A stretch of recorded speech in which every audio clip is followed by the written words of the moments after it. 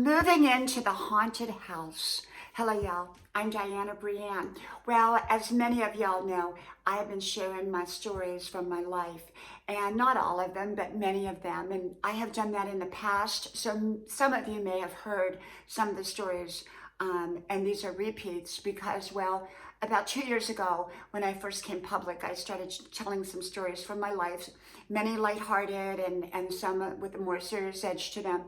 And I think it does us good when we can share different stories from our life and kind of looking back upon our life and our lives. And that's what I do. And that's what I do. So you may have heard the story once before. And if you have, you might want to hear it again. And maybe I've even told it twice. I don't know. Well, this story goes back to when my children were really small. And we were moving back from Texas back to Georgia, but we were moving to a new town in Georgia. And so my husband had left ahead of time to rent a house because we didn't want to buy one in an area that we didn't know the area yet. We wanted to wait about a year, which is what ended up happening. So we go and he goes and he rents this beautiful house. It was all brick. It's set up on a hill. And I had not seen it, of course. And so he flew back after having rented it. So I checked out the address on the internet, and it said that there was somebody of questionable values that lived in the neighborhood, which kind of put my alerts up at that time, because, well, you didn't just know who your neighbors were like you do in a small town. So anyhow, we end up coming across country. We had my mother with us who had Parkinson's disease, and she was quite ill at the time. So my husband drove with her. She sat in the back seat with my son, with my husband driving, and I drove behind them in my car with my other two kids, and they were sitting in the back seats because, when they're a certain age, they still have to sit in the back seats in car seats. And so we're coming across country. And from Texas back to Georgia, long drive, beautiful drive, but long drive, especially with my mom being so sick at the time. But anyhow, we get back, we get into the town that we're moving in, and we're going to stay in a hotel. And on our way to the hotel, my husband says, "Do you want to take a look at the house?" And I said, "Well, sure."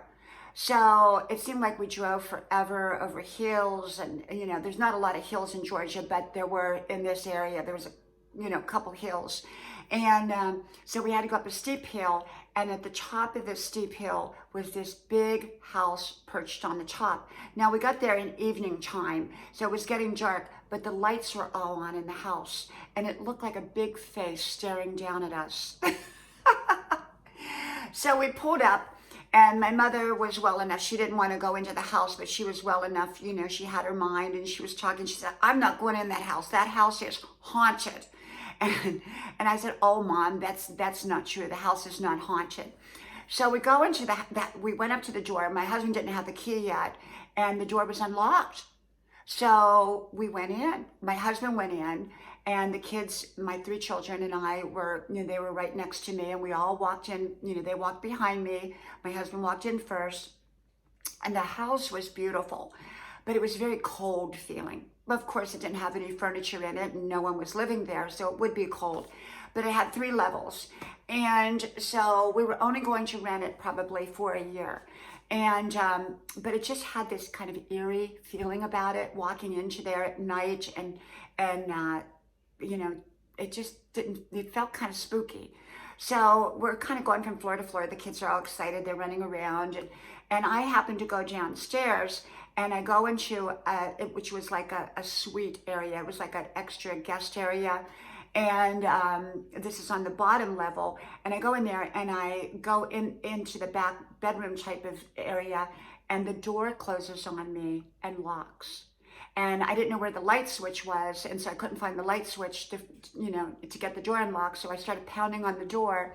So a few minutes later, my husband is looking for me, and he finds me down there, and he's trying to get the door open. So somehow he took the doorknob off to get it unlocked because it was jammed.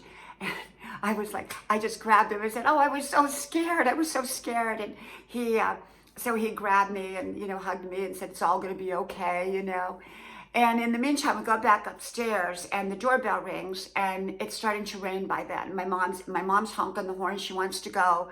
So we're getting ready to go. But this lady comes and now it's raining and she has an umbrella. And she says, "I'm the welcome wagon lady. I'm here to welcome you to the neighborhood." She wasn't very excited about it. And she began to tell me all the things that were wrong with the house.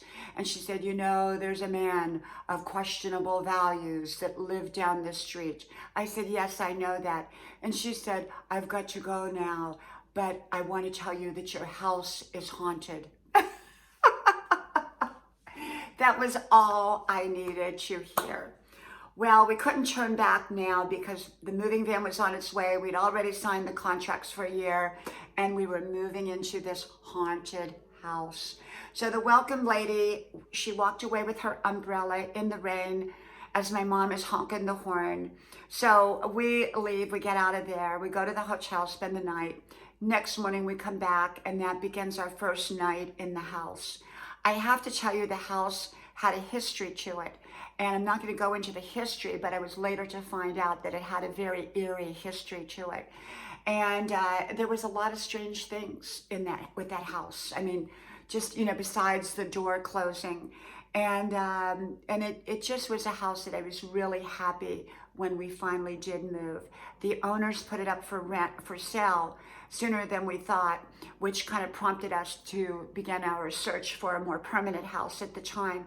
And so we found a permanent house. We're not living there now, but we found a permanent house that we lived in for quite a few years, and very happy with that house. But I was really happy to get out of that house because it was really a very kind of spooky house. And there was another two houses that were owned by the same owner, and they kind of had a spookiness about them as well. So I thought I'd just share my little haunted house story with you, and sharing stories from my life. So I hope you enjoy them. So I wish you a great day, a great evening. May God bless you. And I hope you like, share, subscribe. And I hope to talk to you soon again. Bye-bye.